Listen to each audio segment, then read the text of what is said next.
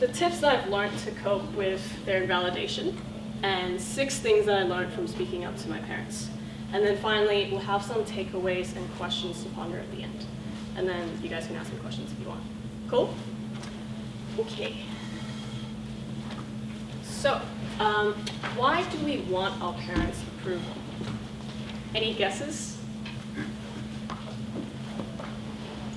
Anyone? No? Okay.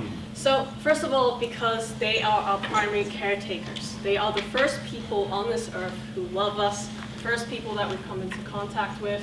So we are wired to want their approval. And so any sort of disapproval or rejection will feel threatening to us, because then we'll feel like we're not loved or that there's something wrong with us. So, and most importantly, the relationship that we have with our parents forms the foundation of our future relationships. So, for example, if your parents are very shy, reserved, or don't really show affections, then that's going to influence how you show affections to people in your relationships, whether it's friends, partners, or anyone else. So why do we want our parents' approval? Why do we want to make them proud? First reason is, I'm sure a lot of you in here know that our parents always say things like, oh, I moved all the way to Australia for you. I sacrificed my job, my passions, I sacrificed so much just for you to live here and to get an education. And so, yeah, my parents says that all the time. So we want to make them feel like we made them proud by whatever it is that we choose to do, to study, to work in. And so that's why it's important to recognize that we always want to make them proud. We always want to get their approval in some way, even as adults.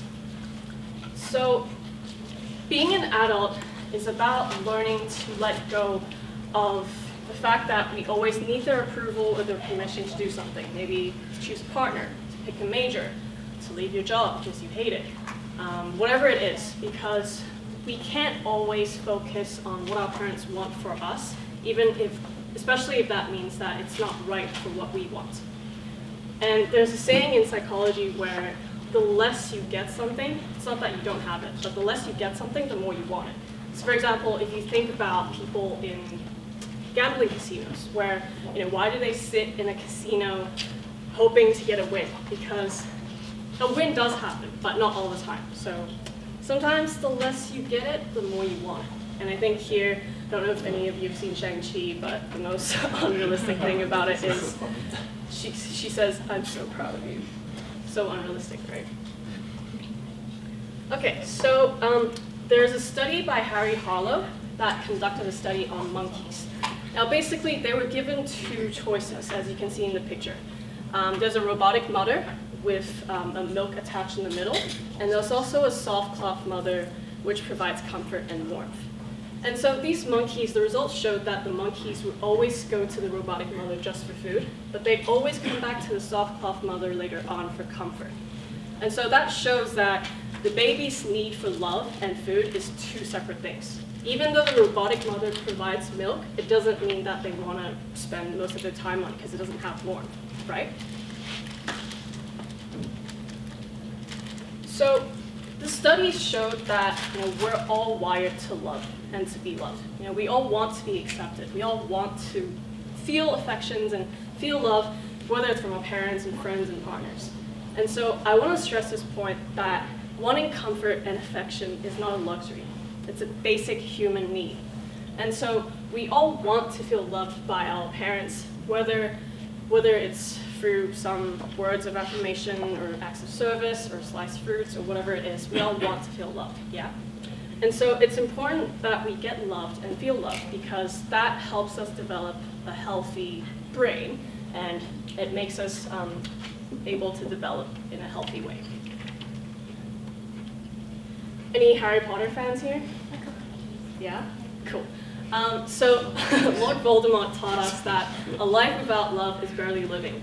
And so, look, there is a reason why people lash out when they feel rejected. There's a reason why we feel rejection so much. There's a reason why, when we get bullied or rejected, we don't feel good. We lash out or we withdraw. And there's a reason why some people turn to drugs and alcohol later on, and even some might develop severe mental health issues. And it's all to do with love, affection, and validation. So now let's talk a bit about why Asian parents are the way that they are. Now there's a lot of reasons behind that. First of all, Asian culture is known as a collectivist culture. Now what that means is collectivist cultures prioritize the collective group. They don't really believe or value things like individual freedom, individual happiness. They value things like social harmony. They value things like conformity and conflict avoidance. So they will do whatever it is to prioritize the group, the society, and the community. And so what that means is, if you have a culture that is conflict avoidance, they will frown upon any negative emotions that we all have. So as you can see in the picture, we've got a very stoic Asian female that looks the same, whether she's happy or not, or sad, or offended, or nervous. So look, when you live in a culture and you grow up in a culture where negative emotions are frowned upon, just think a bit about what that does to you as an individual, or even think about how that affects you on a micro level in a society, families, schools, whatever. It's like you suppress all the emotions within you, and it never gets communicated. It never gets expressed.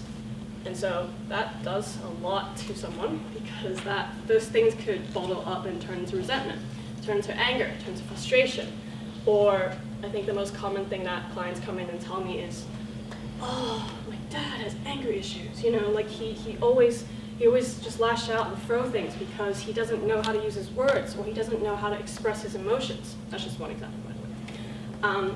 And then I think for some girls, there are examples where you feel like you want to say something to someone because you're pissed at them, but you don't really say it. So instead, what does she do? She acts out in passive-aggressive ways. She might give you an attitude, which is something I did with my mom, which I will get onto that later. So look, because of this context, we tend to communicate via subtext. We tend to communicate in subtle ways through making assumptions about people, about their intentions, and expecting that, you should be able to do this for me because we're family, or you should be able to do this for me because we're friends. And what that does is it creates a lot of miscommunication and confusion and assumptions. And I think the most important thing is our intentions don't usually get translated into words, because we all see things